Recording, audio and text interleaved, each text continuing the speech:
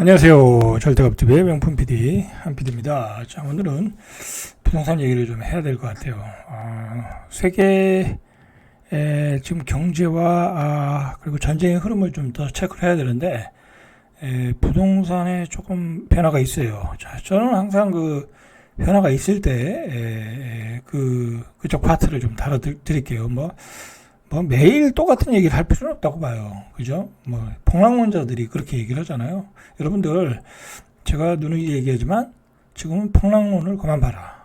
여러분들 폭락론 보면 정말 제가 뭐 가격이 더 떨어져야 된다라는 건 저도 인정을 해요. 뭐 그렇게 돼야 되는 거고 그렇지만 폭락론에 너무 세뇌되면 여러분들 어떤 시장의 어떤 그 객관적인 뭐랄까요, 시장에 대해서 객관적인 생각을 못하게 되고, 여러분들이 매매 타임을 잃어버릴 수 있고, 그리고, 여러분들은 그렇게 되면 영원히 벼락거지가 되는 거예요. 여러분들 지금, 제가 요즘, 굉장히 뼈저리게 느끼는 게 뭐냐면, 굉장한 자산의 양극화가 벌어졌다. 저도 굉장히 초조해졌어요, 사실은. 저도, 이제 뭐 강남도 사야 되고, 결국엔 나중에는, 강남에다 집을 좀 사야 될 상황도 있고, 그리고 뭐 A급지로 가야 될 상황이 있는데, 이제 뭐 강남을 사지 못할 상황이 올 수도 있겠다. 지금 강남 자체는 지금도 버블인데, 더 버블로 가면 뭐 살 필요가 없잖아요. 그죠? 여러분들 지금 제가 오늘 이야기하고 싶은 게 그 얘기예요. 사실은 이 고가 아파트의 흐름이 시장의 왜곡을 주고 있다라는 거예요. 고가 아파트의 시장이 어떤 시장의 버블을 또 키우고 있다. 자, 그런데 여러분들 버블을 키우니까 폭락해야 된다. 그렇게 생각하면 안 된다라는 거야. 이제는 그런 논리가 먹혀 들어가질 않아요, 여러분들. 그런 논리가 먹혀 들어가질 않는다니까. 생각을 해보세요. 예를 들어 시중에 돈이 막 어마어마하게 늘고 있잖아요. 그죠? 뭐 우리 월급이 올라가고 뭐 그리고 미국에서 뭐 지금 미국의 부채가 얼마예요? 그 재정 부채가 얼마야? 예? 미국이 달러를 풀면 결국 세계의 유동성이 늘어나는 거고, 미국이 달러를 풀면 세계의 경제가 좋아지는 거예요. 그럼 우리도 수출을 많이 하고 우리도 돈을 많이 벌어요. 그리고 우리도 재정 부채가 급격하게 늘고 있잖아요. 그죠? 그런데다가 여러분들 꼭 기억하셔야 될 게 뭐냐면, 우리 국가가 당면하고 있는 문제는 고령화예요. 출산 고령화인데, 이게 재정 부채와 관련되면 뭐가 문제냐면, 고령화가 되면 말 그대로 그 사람들 세금을 안 내잖아. 그죠? 낼 수가 없잖아요. 고령화 됐는데. 그러면 국가에서 지원을 해줘야 되는 거예요. 지금 뭐 기초연금, 뭐 생활연금, 뭐 여러 가지 연금들을 어르신들을 위해서 지원하잖아요. 우리나라의 뭐랄까, 아주 진짜 밥도 제대로 해결 안 되는 국가에서 지원 안 하면 그런 노인분들이 200만이야, 200만. 기본이 아주 극빈자가 200만이라니까. 근데 문제는 뭐냐면 어쨌든 세금을 안 내는데 복지 혜택을 누리는 사람들은 많아진다. 재정 부채는 커진다. 그럼 시중의 유동성이 늘어날 수밖에 없죠. 그죠? 그러면 여러분들, 내가 자산가야. 대한민국의 1% 안에 드는 자산가야. 그럼 여러분들 어디에다 투자를 하겠어요? 어디에다 투자를 하겠어? 여러분들, 돈이 많이 늘어난다는 건요, 금리를 올릴 수가 없어요. 그렇잖아요. 돈이 많이 늘어나는데 어떻게 금리를 올려요? 채권을 계속 발행해야 되는데, 그죠? 채권을 팔아야 되는데, 돈 가치가 떨어지는데, 채권을 팔아야 되려면 금리가 올라가야 될 거 아니에요. 그 채권을 사주는 사람이 메리트가 있어야 되잖아요. 그게 요즘 미국의 현실이잖아요. 그래서 미국의 금리가 떨어지는데 한계가 있다라는 말이 그거예요. 미국의 재정 부채가 늘어나면, 미국의 금리는 떨어지질 않아요. 그래서 중립금리가 올라간다는 얘기가 나오잖아요. 자, 제가 사실은 이제 중립금리를 조금 다뤄보려고 하는데, 공부를 하다 보니까 이게 약간 쉽지 않더라고요. 그래서 제가 좀 자료 정리하고 있는데, 조만간 올려드릴게요. 우리의 인구 구조, 우리의 산업 구조로 볼 때는 원화 가치는 떨어지고 시중에 돈은 늘어난다. 자, 그러면 내가 자산가 입장에서는 내가 뭐한 몇십억을 굴리는 자산가야. 투자할 게 뭐가 있겠어요? 주식에 투자하시겠어요? 투자 못해요. 이제 뭐랄까요. 기업이 좋아질 일이 없잖아요. 인구도 감소되고, 그죠? 고령화되고. 우리 기업은 좋아질 일이 그렇게 많지 않아요. 미국은 몰라도, 중국은 몰라도, 차라리 중국과 미국이 날 수 있어요. 그죠? 차라리 그때 뭐 지수를 묶어가지고 하는 뭐 ETF 같은 거, 그런 게 날 수도 있어요. 그러면 그러니까 제가 자산가 입장에서 말씀드리는 거. 그러면, 살만한 게 뭐가 있겠어요? 달러하고 금이죠. 그죠? 그리고 부동산인 거예요. 근데 부동산도 여러분들 달러 금은 뭐 당연히 포트폴리오에 있어야 되는 거고 미국의 국채도 포트폴리오에 있어야 되는 거고 당연히 그 정도는 기본이고 자 그다음에 가장 많은 부분을 차지하는 게 뭐냐면 부동산을 투자해야 되는데 돈이 많아지고 금리는 떨어지고 우리가 얼마 전에 경험했잖아요. 그 엄청난 그 버블 폭풍을 경험했잖아요. 그죠? 자, 그러면 그 사람들이 어디에다 투자하겠어요? 뭐 지방에 있는 부동산 투자하겠어요? 지방은 안 돼요, 여러분들. 지방의 분양가가 예를 들어 6억인데 전세가는 3억이야. 3억 가지고 거기 갭 투자하겠어요? 그죠? 그냥 3억에 전세 살면 돼요. 지방 아파트 계속 짓고 그렇기 때문에 땅도 많고 인구는 줄어들고 그냥 거기 사는 분들도 지방에 투자할 필요 없어요. 그냥 전세 사시면 돼. 그리고 그 돈 가지고 서울 수도권에 투자하겠죠. 대부분이 그렇게 하고 있어요. 지금 자산가들은 지방의 자산가들은 그걸 팔고 어떤 생각을 가지고 있냐면 서울에다가 사야 된다. 그래서 요즘 최근에 마용성의 아파트들이 매매가 되고 가격이 안 떨어지고 올라오는 거예요, 여러분들. 자, 그런데다가 자, 이 얘기가 자꾸 좀 격가지로 새는데 그러면은 돈을 가진 사람 입장에서는 완전한 그 가격 방어가 되고 확실히 올라갈 수 있는 아파트를 부동산을 사겠죠. 그게 뭐예요? 강남에 있는 부동산이고 A급지 부동산이 되는 거예요. 그죠? 그 사람들은 채권도 사고 금도 사고 달러도 사지만 다 몰빵은 안 할 거거든요. 수백억 대의 자산가, 수천억 대의 자산가들이 그렇게 몰빵을 안 할 거란 말이에요. 그러면 포트폴리오의 일부분은 부동산이고 부동산 중에는 A급제 부동산이 될 거다라는 거예요. 자, 그 사람들이 왜 그런 생각을 하냐? 제가 지금 전반적인 얘기를 해드린 거예요. 이제 우리나라 재정부채는 늘어날 것이다. 그죠? 중립금리는 올라올 것이다.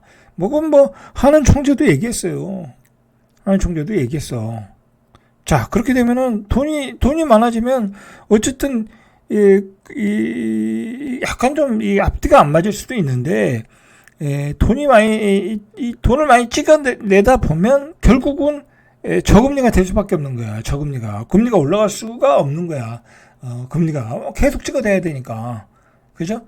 그런 그 불안감으로 인해서 불안감을 소위 말하는 대한민국의 1%의 부자들이 느끼고 있는 거예요. 그 사람들이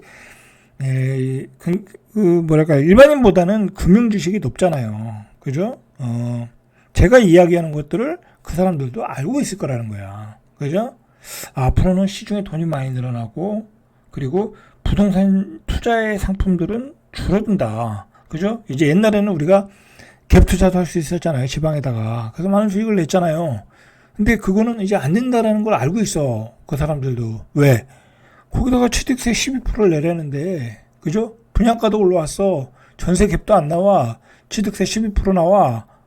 이제 그런데 투자 안 하고, 지방 사람들도 서울에 투자하고, 그리고 부동산 투기꾼들도 이제 서울에 투자하고, 수도권에 투자하고, 특히 서울에 투자하고.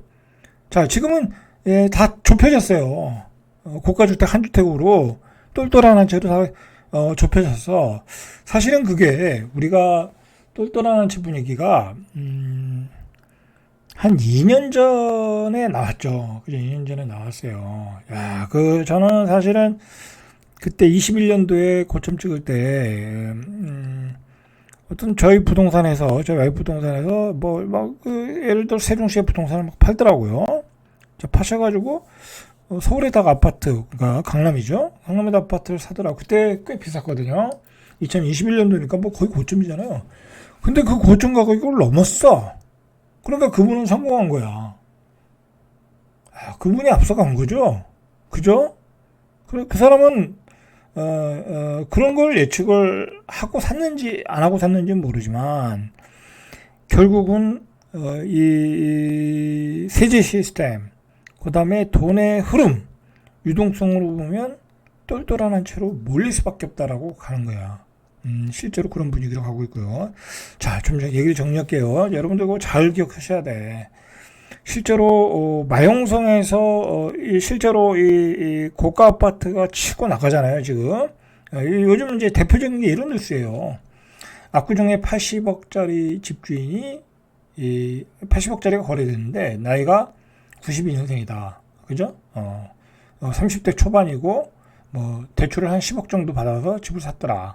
이런 뉴스와 그다음에 요번에 이제 요게 이제 압구정도 아파트고 그다음에 장윤정 씨의 아파트를 산 사람은 이 양반도 30대겠죠? 89년생이니까 120억짜리를 현금 없이 샀더라. 전액 현금을 샀더라. 대출 없이. 자, 이런 얘기가 나오면서 막 강남의 신고가들이 예전만큼 막 치고 나가진 않아요. 그냥 가끔씩 거래되면서 떨어지지 않으면서 뭐 예를 들어 최근의 신고가 뭐 어떤 거는 그냥 계속 신고가 나오고 있다라는 거예요. 그런데다가 서울의 아파트 분양가가 뭐 저기 홍제동에 그 산꼭대기에 있는 아파트가 그 별로거든요. 그런 게 한 14억대. 여기죠. 여기를 얘기하는 거예요, 지금. 분양가 나왔네. 14억까지는 안 나왔네요. 12억 2천. 그죠? 12억. 14억 나오면 뭐 분양도 안 되니까. 이제 12억 2천이야. 12억 2천이면 이거 안 사죠. 그죠?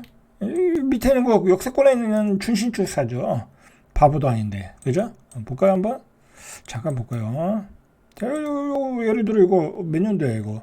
25년 차네. 그죠? 이게 11억이네. 그럼 11억짜리 이거 사실 미쳤다고 저 산꼭대기 사겠어요. 근데 어쨌든 12억이 나오더라. 그죠? 자, 분양가가 계속 올라가고 있잖아요. 그죠? 원자재급 폭등 때문에. 자, 어쨌든 분양가는 올라가는 추세인데 그러면 이제 시골에 계신 우리 그 1%의 부자들, 0.5%의 부자들이 요즘 무슨 생각을 하고 있냐면 이제 자식 걱정이 되죠. 그죠? 뭐 자기가 서울 가서 살 생각은 없어요. 근데 자식 걱정이 되니까 강남은 쉽게 못 사잖아요. 그죠? 40억짜리 집 사준다는 건 대한민국의 0.3% 정도? 그죠? 쉽지 않은 거예요. 그죠? 그런 부장 그렇게 많잖아요. 근데 예를 들어 요런데 요거 뭐 몇 년 차? 18년 차 요거 그죠? 요 정도 사줄 수 있는 사람은 생각보다 많아요. 16억, 15억 8천. 그죠? 자, 여러분들 생각해 보세요. 대전의 아파트도 좋은 거는 한 10억 돼요. 그죠? 그리고 그냥 뭐 노멀하게 좋은 거, 그죠? 그냥 일반적으로 좋은 것도 7억, 8억이야. 그럼 그 투자하신 분들은 뭐 두 채 이상 가지신 분 많거든요. 그럼 그거 파는 거야. 뭐 이건 더 이상 올라가지 않겠네. 그죠? 8억인데 전세가 4억이야. 지방은 갭이 올라가거든요. 그러니까 팔아버리는 거야. 그죠? 팔고 이런 걸 사러 들어오고 있는 거예요, 지금. 그죠? 이런 걸 사러 들어오고 있는 거야, 이런 거를. 그죠? 이런 걸 사러 들어오는 거예요. 보세요. 5월 달에 거래 2건 됐네. 그죠? 18억 찍고 있잖아. 그죠? 자, 그러니까 정리하면 강남의 신고가가 치고 나가 있고 분양가가 치고 나가니까 마용성으로 들어오고 있더라. 여러분들 결국은 마용성이 뜨면 또 밑으로 갈 수도 있어요. 그러나 이제 이게 전반적으로 아직은 확산되기 어려운 게 전세가율이 굉장히 낮아요. 아직은 전세가율이 여기는 그나마 50%가 넘는데 강남은 30 몇 프로 그거밖에 안 돼요. 그죠? 그러면 강남에 사는 사람들이 사실은 막 여러분들 착각하면 안 되는 게 뭐 거기까지 얘기해 드릴게요. 오늘 좀 얘기가 전반적인 얘기하려고 그러네. 자, 여러분들 이런 얘기는 강의장에서 들어야 될 정도로 좋은 얘기예요. 자, 보세요. 이게 원베일리가 42억 뭐 계속 신고가를 찍고 있잖아요. 지금은 대장주니까. 자, 근데 전세가는 38%밖에 안 돼. 그러면은 이걸 사는 사람이 전세 살면 되지 뭐 굳이 뭐 42억이면 아직은 여유가 있다. 사고 싶은 사람도 그죠? 돈이 있어도 사고 싶은 사람도 굳이 뭐 적극적으로 달려들진 않아요. 그러나 전세 가격이 예를 들어 30억 된다. 그러면 이게 틀려지는 거죠. 그죠? 틀려지는 거야. 근데 아직은 강남의 가격들이 예전과 같이 폭등이 안 나오는 이유는 조금씩 올라가겠지만 그런 이유로 이제 소위 부자들이 그죠? 부자들이지. 근데 지금 아까도 말했듯이 뭐 80억, 70억 그런 거 가진 부자들은 대한민국의 0.1%잖아요. 이제 그런 사람들이야 그렇게 살 수 있지만 뭐 예를 들어 이 반포 레미안 원벨리 정도 살라고 하면 뭐 그런 부자는 아니거든요. 말 그대로 전문직에 있는 뭐 돈 잘 버는 분들, 의사, 변호사 뭐 그런 분들이잖아요. 자, 그런 분들이 결국 빚내고 사야 되는데 빚까지 내면서 적극적으로 살 수 있는 가격 어떤 그 전세 갭은 아니다라는 거죠. 그래서 이게 서서히 조금씩 거래가 되는 거예요. 이게 사람들이 인플레이션 그리고 미래에 대한 우리의 인구 구조, 그 다음에 경제 전망, 뭐 그런 거 생각을 하면서 그런 인식이 확산되는 속도와 어떤 그 속도에 따라 매수세가 들어오는 거예요. 근데 어느 순간 이게 전세 가격이 올라가고 그게 전반적으로 확산이 된다고 하면은 매수세가 세게 들어올 수 있는 거야. 그러면 분위기 추세 이 앞으로의 전망을 이렇게 맞춰놔야지. 부동산 버블이 꺼진다. 그 말은 이게 먹히질 않아 이제. 먹히질 않는다니까. 제가 얘기했듯이 시중에 돈이 많은데 돈이 갈 데가 강남의 초고가 아파트, 마용성의 아파트, 넓게는 서울의 아파트밖에 없어. 그죠? 또 예를 들어 그게 좀 더 확산되면 수도권의 그 외곽에 조금 더 좋은 아파트 그거밖에 없어. 그러면 돈이 어디로 가겠어요? 어? 그렇게 논리를 사고의 흐름을 그렇게 가져가야지. 무슨 뭐 세뇌교육 하듯이 무조건 폭락해야 된다. 여러분 그거는 어떤 그 뭐 정부 청사 앞에서 데모할 때 이야기하는 거지. 그죠? 투표할 때 나의 신념을 가지고 얘기하는 거지. 이 경제의 흐름은 그렇지 않아요. 이 돈이라는 것은 아주 약은 거라, 돈이 되는 대로 가게끔 돼 있는 거야. 근데 시중에 돈이 찰찰 넘칠 수밖에 없는 분위기로 가고 있다. 정부의 재정 적자가 늘어나기 때문에. 그죠? 자, 여기서 오늘 얘기 끊겠습니다. 다음에 또 얘기해 드리겠습니다. 절대값TV의 명품 PD, 한 PD였습니다.